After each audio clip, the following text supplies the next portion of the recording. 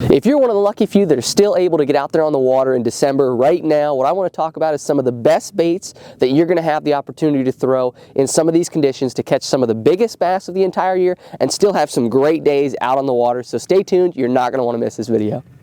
So probably one of the best things about fishing in December is that you no longer have to worry about fishing all different types of baits. You can now just keep a couple key baits in your hand and have the best success because there's only a few things that these fish are actually going to eat this time of year.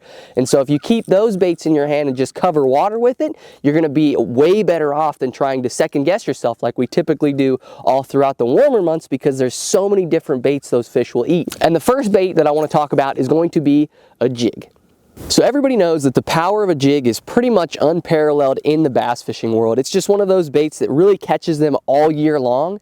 And what makes it so good in the wintertime is these fish are not feeding all day. They're not feeding like they were in November. They're not feeding like they were in October. They're starting to slow down on how much they're feeding. And so you want to have a bulky presentation. And that's what a jig really does well, is it allows you to throw it everywhere. It imitates a lot of different things. If you look at a jig, sure, it's supposed to imitate a crayfish for the most part, right? But when you look at it, it could be a lot of different things on the bottom. It could be sculpins, it could be darters, it could be crayfish, it could be small bluegills, it could be a little bit of everything, and it just looks buggy. And what it does is it has all of this skirt material, this living rubber that I have on this Bass Patrol jig. It has all of this secondary action. When you stop moving it, that jig kind of flares up and gives it a bigger profile. And that's what's beautiful about it, is because these fish, since they're eating less, they want to eat more in one meal instead of having to chase it all over the place. And so that's why my number one lure is going to be a jig, because I can throw it in every single type of cover that we have to offer on any lake that you're given, whether you have a grass lake, whether you have a rocky highland reservoir, or whether you're in literally anywhere, Florida, California, it doesn't matter. And so, but there are a couple things that I do different with a jig in December that I think you're really going to want to pay attention to, because that water's starting to cool off and those fish are starting to act a little bit slower. What you want to do is you want to change your trailers up a little bit. When that water is around 50, 55, I like a double tail grub. I'm a big double tail grub fan, and I honestly use the double tail grub all the way through when it gets cooler, till it basically ice on. And so what that double tail grub is really, really good at is it gives you a lot of motion with very little movement of that jig. And the other trailer that I'm going to use is going to be, this is a Z-Man Batwing. And what it is a chunk style trailer that just has these two basically do-nothing claws on there that just kind of undulate as you move your jig. And that's going to be really, really key, is slow moving that jig and letting the trailer not have a ton of action, because nothing else in the water has a ton of action right now. And so that's what you want to mimic with your baits, is that same kind of non-action, if that makes any kind of sense. As that water cools off, everything else slows down. And so we're going to try to do that with our baits because we want to keep it as natural as physically possible. Now, if you're the type of guy that really wants to be reeling something all the time, wintertime is still an okay time to do that, especially depending on where you're at in the country. So if you're up north, there's really only a couple options that are going to play for you as far as being somebody that likes to move baits. And one of the baits is going to be a jerkbait.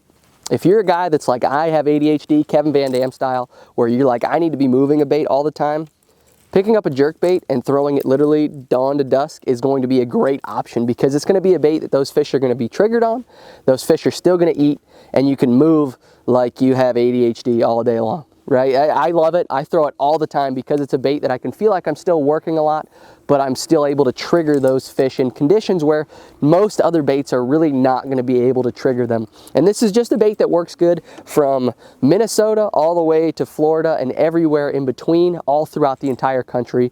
And really the key is going to be a couple different things with your jerkbait setup. It's going to be changing your line setup to go with a little bit thinner line to get that bait down a little bit deeper, and it's going to be weighting it.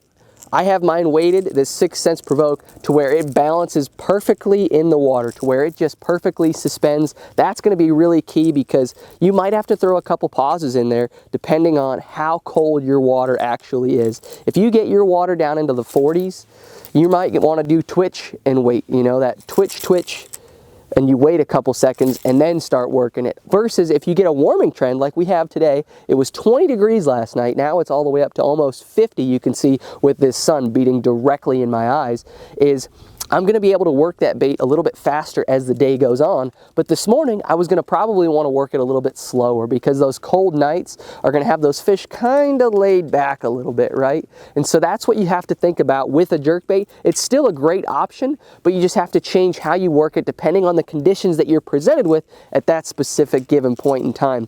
So the other two baits that are really going to keep your ADHD at rest this time of year is going to be baits like a swim bait and baits like an underspin. Those are going to be two baits that really are going to play huge for you guys because you're still going to be able to wind those baits and you're going to be able to cover all the different water columns, which is huge this time of year because, as we know, these fish in December start to get deeper, and it happens no matter where you are at in the country, whether you are in Alabama or you are up in, well, Maine. Your water's probably already hard, but what it does is it allows you to cover those fish that are still chasing bait. And honestly, they just always eat a swim bait. We see it over and over and over again. These fish always eat a swim bait because it just looks so natural and so much like a bait fish that they honestly just can't help themselves. So picking up baits like a diesel minnow, a Kitech, or a 6th Sense Divine swim bait, and putting it on something like an underspin or just a single jig head is just a great option to cover water and catch big fish. And like I said, the key is going to be finding those areas in that deeper water where those fish are staging up at, to where you're going to have to use your electronics, or you're going to have to use your live scope or your down imaging or whatever transducers you have or whatever you have access to, and find where the bait is at. And that's what's going to be key, because that's when you can really start to wind, because if you find the areas that the bait are at, that's where those fish are still going to be feeding on that bait. Even if it's cold, those fish are still going to be eating. You see it all the time. So find those drains, find those deep points, find those areas that that bait is going to be using, and you can still get away with power fishing just enough to make yourself feel at ease. The great thing about throwing a swim bait this time of year is that you're not limited to just one specific size. You can throw micro swim baits, you can throw medium-sized swim baits, you can also throw some great big swim baits and still have great results with either of them, because you just have to adapt it to the bait fish that you're throwing around. And so if you're on a body of water where you know there's really big fish in that lake, don't be afraid to put some bigger swim baits in your hand. It's the time of year where you can catch some absolute giants with these baits, because again, those females are starting to get bulked up, as they're going to be some of the biggest they're going to be, because those eggs are starting to grow in them. And so it's a great time of year to really throw these big meals, because like we talked about, those fish aren't eating a ton, so they're trying to eat more in each meal that they have. And so those big meals sometimes are really a great way to trigger some of those fish. And you'd be surprised at some of the sizes of fish you catch. Like you catch 2 pounders on some really big baits. The other great thing is you can match the swim baits to the bait fish that you're throwing. So if you're on a body of water where you're like, I really just see a lot of small threadfin, throw some smaller swim baits. Don't be afraid to throw some smaller baits, because you'll get a lot more bites on baits that are this big as opposed to this big. And so if you're a guy that's like, I just want to go get some bites, pick up some of these smaller swim baits and catch some numbers. It's a great way to catch numbers. Even though that water's still cold, you can still slow roll these around the rocks and really bump it off the bottom and still get some bites. The key is going to be, if you're crawling it on the bottom, using baits that have a kind of like a weedless setup on there. Texas rigging those baits, using some of those screw lock baits where you can actually Texpose the hook, so that way you're not getting hung up in the bottom. So one bait that I can't forget about is, I can't forget about my northern brethren, and that is going to be the blade bait. The blade bait is just one of those baits when that water gets so bitterly cold that they really don't want to react to anything else, and that's when the water is like borderline freezing, because that's where the invention of this bait kind of came around. So what I'll start with is what a blade bait basically is basically just a piece of metal. That's it, right? It's just a piece of metal. It's heavier at the head and at the belly, and what it does is when you throw it out there, it vibrates when you pull it up. That's why it's called a blade bait. Now, most of the time they call them a Wabi because they vibrate on the way up. That's where I got to know them. I got to know them through fishing them through the ice. And what we used to do was we used to just use our sonars, our transducers that we'd put through the ice. You'd sit there and you jig it and you feel it vibrate the whole way up, kind of like a chatterbait blade does. You vibrate it and you'd let it fall back down, and on the way back down it acts like a spoon, and so it just flutters the way back down. And so what happens is those fish get triggered in by feeling that vibration, and they come over, and as you rip it up, they're kind of just in the wrong place at the wrong time, and as it falls back down, they just almost eat it. Or the other way it happens is they're just over top of it because they watch it fall back down and they just kind of ease on over, and as you pull it back up, they got it. And so that's what that bait really is good for. So if your water temperature is in the upper 30s, low 40s, those fish are going to be pretty much glued to the bottom, and they are going to be hard to get to bite. And that's when I'm going to break out this little sucker right here. It's just a bait that catches fish when really nothing else does. And so what you're going to want to do is you can either vertical jig it below the boat, or you can cast it out and yo-yo it back. And all you're going to want to do is change the way you retrieve it on the way back for smaller hops or bigger hops, depending on how those fish react to it. And all you're going to want to do is vary that the whole way back to the boat until you kind of start to figure out a trend that those fish are really keying in on. So the last bait that I want to talk about is one for those of you guys that have seen fish that use a lot of forward-facing sonar, or you're in an area where you're like, I'm seeing a lot of fish, but I just can't get them to bite. And I actually did an entire breakdown on this, and I'll have it linked at the end of the video for you guys to check out, but it's actually a Neko rig.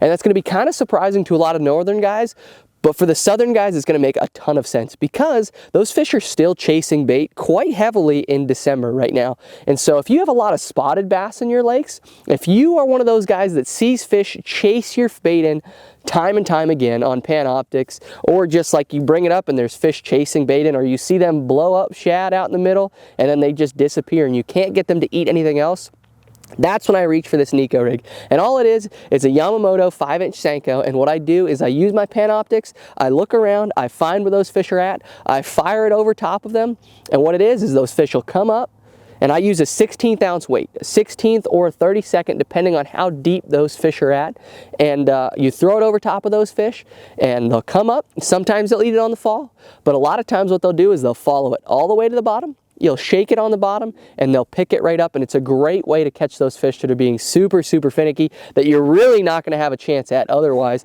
And it's just one of those baits that I've had a lot of success with. I'll have the combos linked down below like everything else. And if you guys could please use those links that I use down below, those are affiliate links, so I get a percentage of the profit off of every one of those links that you guys use. But thank you guys so much for watching. God bless, and I hope to see you guys in the next video.